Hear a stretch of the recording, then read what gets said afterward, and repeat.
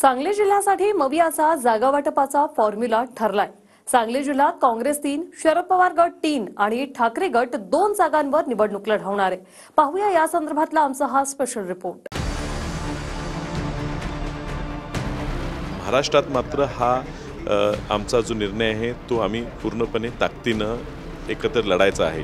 कुठेही आता कटुता राहिलेली नाही आणि एकसंघपणे आम्ही पुढे ह्या निवडणुकीला जाऊ। ज्यावेळेस सर्वजण आम्ही एकत्र येऊ त्यावेळी कुठलाही उमेदवार कुठेही उभा केला तर तो निवडून येऊ शकतो, एवढी ताकद सांगली जिल्ह्यामध्ये महाविकास आघाडीची आहे।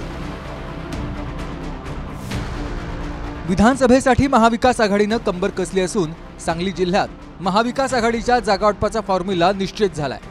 सांगली जिल्ह्यातील 8 पैकी 3 जागा काँग्रेस, 3 जागा शरद पवार गट आणि 2 जागांवर ठाकरे गट मैदानात उतरणार आहे। काँग्रेसकडून सांगलीतून पृथ्वीराज पाटील, पलूस कडेगावमधून विश्वजित कदम, जतमधून विक्रम सावंत हे संभाव्य उमेदवार असू शकतात।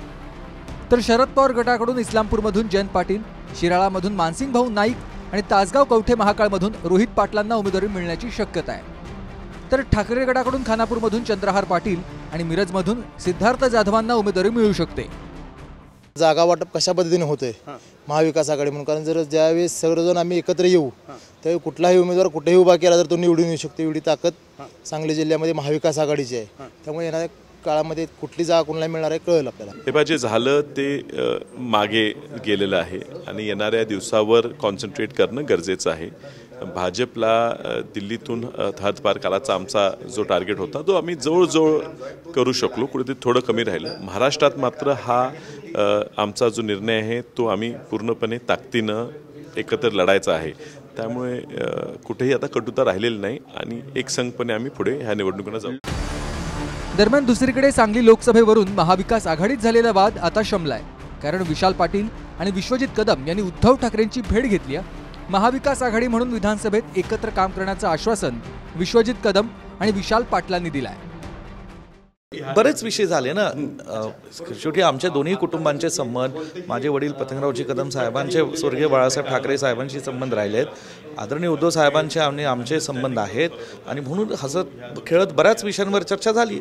पण पुन्हा एकदा विचारतो, लोकसभा निवडणुकीतले मनभेद नाही, लोकसभा विषय हा विषय संपलेला आहे। नाही, आम्ही मागणी केली होती की साहेबांची आम्हाला भेट घ्यायची आहे। काल राऊत साहेबांचा फोन आला की साहेब येत आहेत आणि आपण भेटायला या, आणि त्यांनी आम्हाला चांगल्यापैकी रिसीव्ह केलं। आम्ही त्यांचा आशीर्वाद मागितला, तोही त्यांनी आम्हाला दिलेला आहे। हे जे झालं ते मागे गेलेलं आहे आणि येणाऱ्या दिवसावर कॉन्सन्ट्रेट करणं गरजेचं आहे। कुठे काय चूक झाली तर मनात डूक ठेवून धरून ठेवणारा मी काय नाहीये। त्यावेळेला जे घडायला नको ते घडलं, पण तरी एक गोष्ट नक्की की आम्ही भाजपचा पराभव हा तिकडे केला। भले आम्ही वेगळे लढलो, माझा चंद्रहार पराभूत झाला त्याचं शल्य आहेच, पण भाजपा जिंकला नाही। आणि आता विशाल सुद्धा महाविकास आघाडीच्या परिवारात जर येत असेल, आला असेल आणि पुढच्या विधानसभा असतील आणि पुढच्या वाटचालीमध्ये झालेल्या चुका पुन्हा होणार नसतील अशी जर का त्यांनी जर मला ग्वाही दिली असेल आणि खात्री दिली असेल, आम्ही सुद्धा आपलेच आहोत, तर मग मला असं वाटतं डूक धरून धरण्यात काय।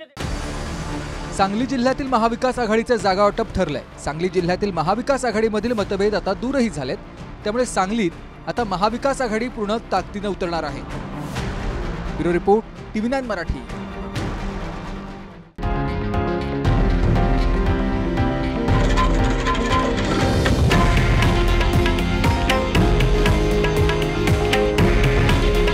हे आहे देशातील नंबर 1 न्यूज नेटवर्क आणि आपण पाहत आहात TV9 मराठी। काळजी तुमची, हित महाराष्ट्राचं।